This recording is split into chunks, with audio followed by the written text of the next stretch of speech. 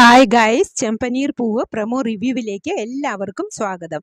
അങ്ങനെ മഹിമയോട് മധുസൂദനൻ പറഞ്ഞതുപോലെ തന്നെ കാറ് നേരെ ചന്ദ്രോദയത്തിൽ വന്ന് നിൽക്കുന്നു.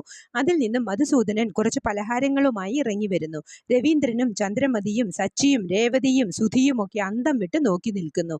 ഇത് കണ്ട മധുസൂദനൻ ചോദിക്കുന്നത്, ഇതെന്താ എല്ലാവരും ഇങ്ങനെ നോക്കുന്നേ? വിശ്വാസം വരുന്നില്ലേ? ഇത് ഞാനാ, വർഷയുടെ അച്ഛൻ മധുസൂദനൻ എന്ന് പറയുമ്പോൾ, പഴയ കാര്യങ്ങൾ കുത്തിപ്പൊക്കി ചോദിക്കാനാ വന്നതെങ്കിൽ വർഷയുടെ അച്ഛനാണ് എന്നൊന്നും ഞാൻ നോക്കില്ല.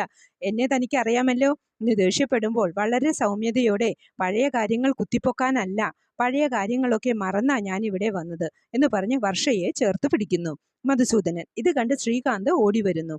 അതിനുശേഷം മധുസൂദനൻ രവീന്ദ്രന്റെ അടുത്ത് വന്ന്, എനിക്ക് രവിയോട് അസൂയ തോന്നുക, എന്തു നല്ല മനസ്സാ നിങ്ങളുടേത് എന്ന് പറയുന്നത് കേട്ട് സച്ചി പിന്നെയും ചൂടാവുന്നു. എന്താ നിങ്ങളുടെ മനസ്സിൽ? നമ്പർ ഇറക്കിയാലുണ്ടല്ലോ, ഞങ്ങളെന്താ മണ്ടന്മാരാണെന്ന് കരുതിയോ? അഭിനയമൊക്കെ മതിയാക്കി വീട്ടിൽ പോകാൻ നോക്ക് എന്ന് പറയുമ്പോൾ, ഇത് അഭിനയമല്ല, ഞാൻ ഹൃദയത്തിൽ തട്ടി പറയുന്നതാ. എനിക്ക് തെറ്റ് സംഭവിച്ചു. അതിന് നിങ്ങളോടൊക്കെ ക്ഷമ പറയാനും എൻ്റെ മോളെ കാണാനും വേണ്ടിയാ ഞാൻ വന്നത് എന്ന് പറയുമ്പോഴും ആർക്കും അങ്ങോട്ട് വിശ്വാസം വരുന്നില്ല. വീണ്ടും രവീന്ദ്രന്റെ അടുത്ത് വന്ന്, ഇന്നു മുതൽ രവീന്ദ്രൻ എൻ്റെ ബെസ്റ്റ് ഫ്രണ്ടാണ് എന്ന് പറഞ്ഞ് ചേർത്ത് പിടിക്കുന്നു. വർഷയെ തന്ത്രപൂർവ്വം വീട്ടിൽ കൊണ്ടുപോയി എന്നേക്കുമായി നിർത്താനുള്ള പുതിയ അടവാണോ മധുസൂദനൻ്റേത് എന്ന് അറിയില്ല. കാത്തിരുന്നു തന്നെ കാണാം. ഇതൊക്കെയാണ് പ്രൊമോവായി കാണിച്ചത്. പ്രൊമോ ഇഷ്ടമായെങ്കിൽ ലൈക്ക് ചെയ്യാനും ഷെയർ ചെയ്യാനും സപ്പോർട്ട് ചെയ്യാനും സബ്സ്ക്രൈബ് ചെയ്യാനും മറക്കരുത്.